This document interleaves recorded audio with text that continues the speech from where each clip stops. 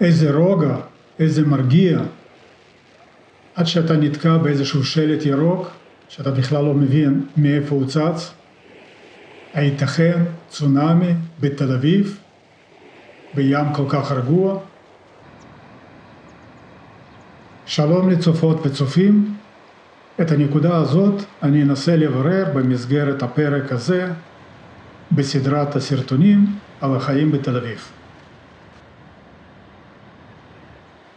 בסרטון הזה אני משלב קטעי וידאו שצולמו במשך יומיים באמצע דצמבר. בשני הימים הטמפרטורה הייתה סביב 21 מעלות צלזיוס, רק ביום אחד היה מעונן, עם רוח, עם גלים, וביום אחר בעיר ללא רוח, ללא גלים. בקיצור, חורף תל אביבי נעים.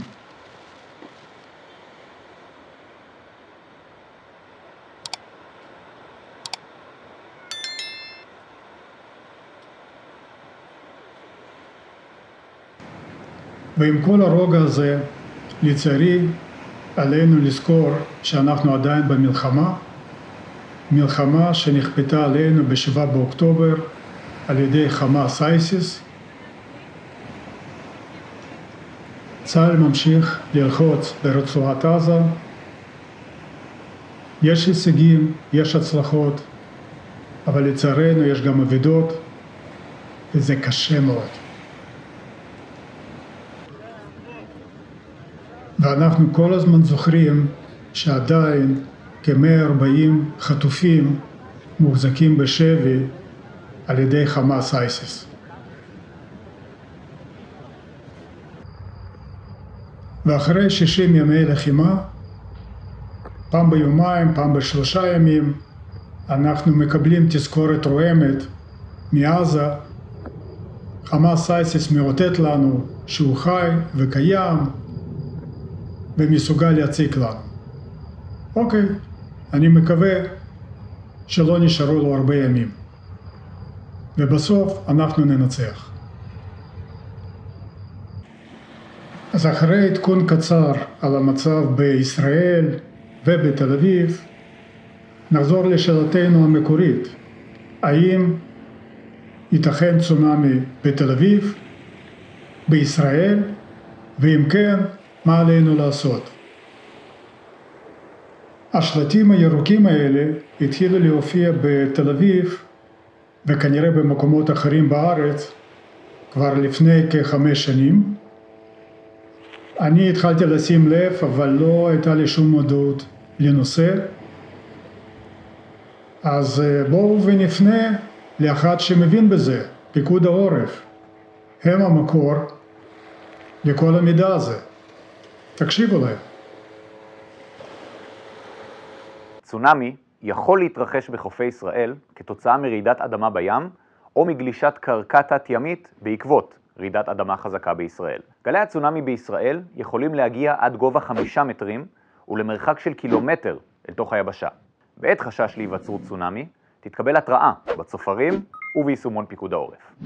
ההתראה תישמע באמצעות אזעקה קצרה המלווה בכריזה חשש לצונאמי. חשש לצונאמי. בעת קבלת ההתראה יש להתרחק 1 קילומטר לפחות מאזור החוף. יש להסתייע בשילוט המורה על דרכי המילוט אל אזורי הכינוס המסומנים. אם לא ניתן להתרחק מאזור החוף, יש לעלות לקומה רביעית ומעלה של בניין קרוב. בכל מקרה, אין לשוב אל אזור החוף למשך 12 שעות לפחות לאחר רעידת האדמה. ומה שעוד למדתי, שלמעשה לחופי ישראל הצונאמי מתרחשים פעם ב-250 שנה בממוצע, ולכן השאלה היא לא האם יהיה צונאמי בישראל, אלא מתי. ולכן העיריות התקינו את השלטים האלה, וכפי שאתם רואים כאן, ליד כל יציאה יש לנו שלט שמראה לאן עלינו לברוח מהצונאמי. כמה זמן עומד לרשותנו? אף אחד לא נתן תשובה בינתיים על הנושא הזה, במקום אחד אני קראתי שאם רעידת אדמה מתרחשת באזור קפריסין, אז יש לנו בערך 45 דקות להתארגן ולהתרחק מחופי הים. טוב, אני מקווה שלא נצטרך לבדוק את זה. אז נצא לדרך בעקבות החיצים על השלטים ונראה לאן נגיע.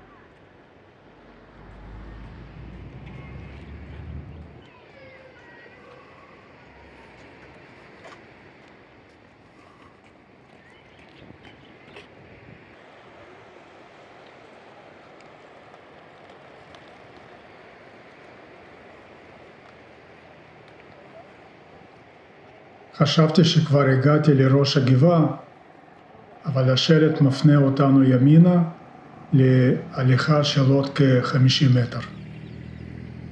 אז נמשיך בהתאם להוראות, סך הכל מקום נחמד ושווה ביקור.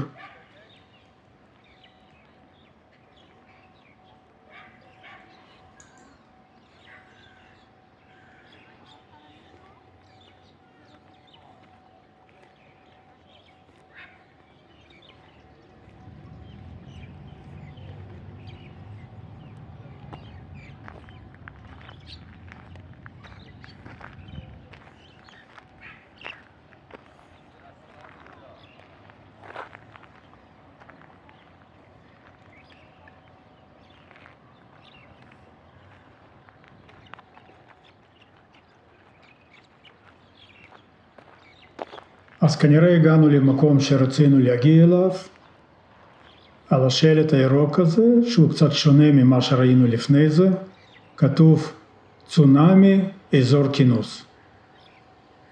אז לכאן כנראה נרוץ עם קבלת ההתראה להגעת הגל צונאמי. כעיקרון יכולתי לסיים כאן את הסרטון הזה, אבל יש אבל, כמו בכל סיפור טוב, יש אבל.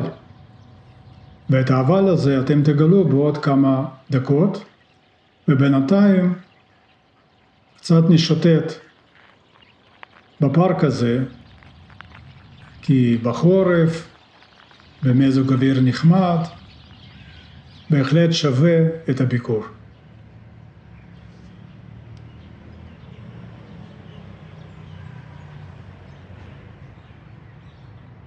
כבר הייתי בדרך לצאת מגבולות הפארק הזה, אבל פתאום שלט נוסף משך את עיני, והתברר שיש עוד נקודת כינוס בפארק הזה, ועכשיו תראו אותו.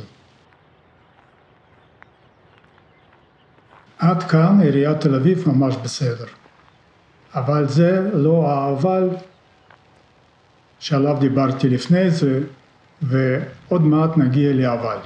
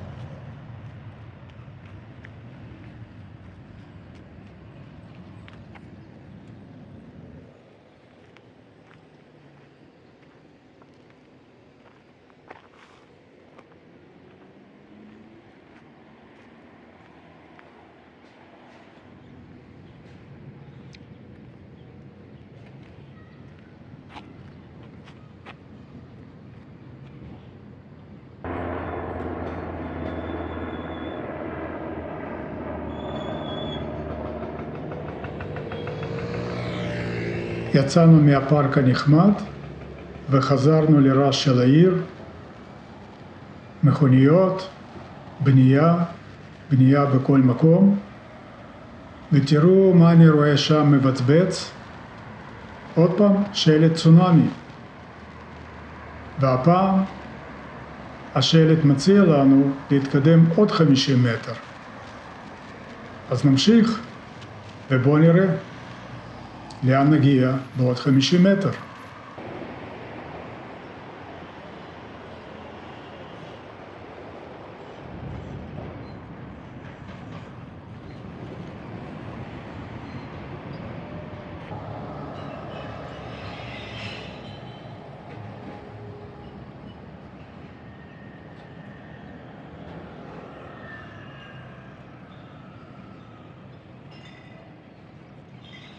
אז זאת בעצם ההפתעה שלנו, האבל שלנו.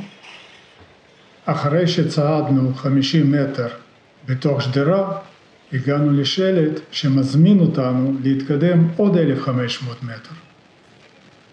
עכשיו אני מכיר את האזור. מהנקודה הזאת יש עליות, יש ירידות, אבל בעיקר ירידות. אז נלך לאורך השדרה ונראה לאן נגיע.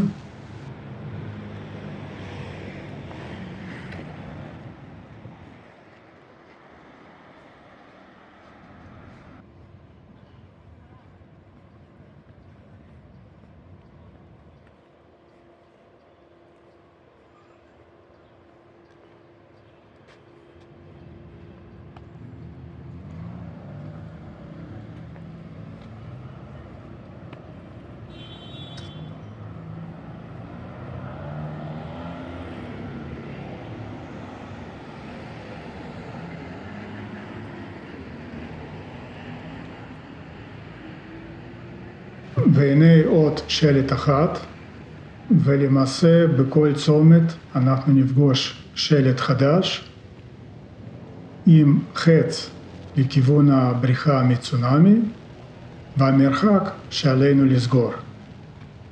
והשלט הפעם מציע לנו להתקדם עוד 1,350 מטר. כאשר כאן רואים במפורש שאנחנו נמצאים בירידה, ובאופן תיאורטי מים יכולים להציף את האזור הזה. אבל כנראה הרעיון המקורי זה פשוט להתרחק מהים, להיות כמה שיותר רחוק מחוף הים, וכנראה כפי שהוגדר בהנחיות של פיקוד העורף, תתרחקו 1,000 מטר, העירייה מציעה תתרחקו 1,500 מטר. אז לפני רגע עברנו עוד שלט אחת, שמציע להתקדם עוד 1,150 מטר,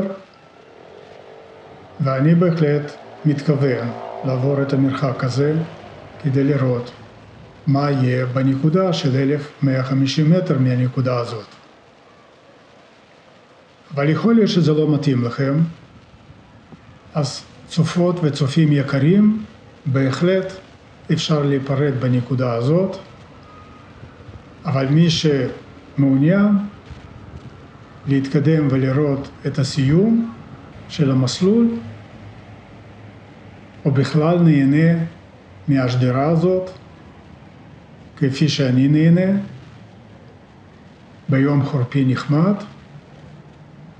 אני גם חובב הליכות, כך שבשבילי עוד 1,000 מטר כדי להגיע לנקודה ציון מעניינת מבחינתי, מוזמן להצטרף אליי ולהמשיך במסלול.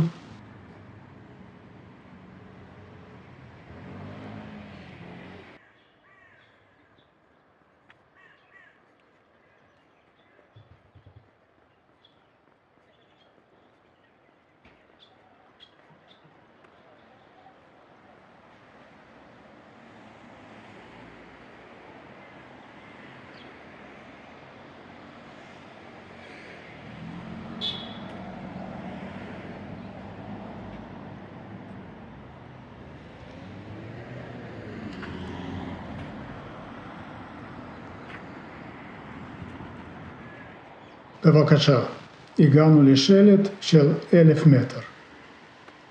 עוד 1,000 מטר וסיום המסלול. ואל תבעלו מהצינור המכוער הזה מצד ימין. כנראה זה איכשהו קשור לבניית המסלול לרכבת הקלה, שעוד מעט נגיע לעבודות, וזה חלק מהתשתית שבינתיים הוצא החוצה כדי לגשר מנקודה אחת לנקודה שנייה. אני מקווה שמתישהו זה יעלה.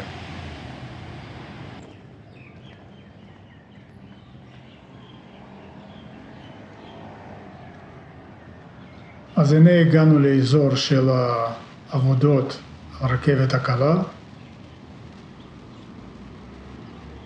ואין המשך, אין שלטים. אין שלטים שמזמינים אותנו להתקדם הלאה, ובסך הכל עברנו 500 מטר מהשלט הראשון. זה אומר ש1,000 מטרים הנוספים אתם תצטרכו להתקדם לבד ללא שלטים, וזה אומר פשוט תתקדמו מזרחה לאורך הכביש, ועוד מעט נראה את ההמשך.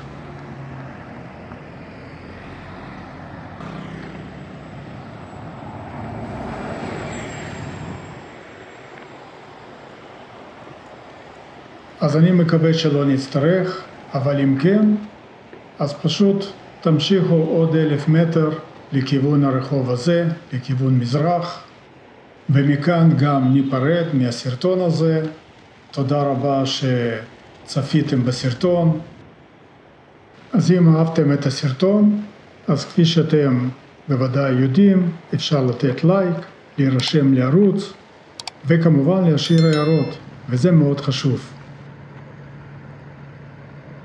אז תודה רבה לכולם, יום טוב, וניפגש בסרטון הבא. ביי ביי. Israel didn't start this war, Israel will finish it. Israel will win this war because we have no other option. Israel will win this war, and when Israel wins, the entire civilized world wins. Stand with Israel.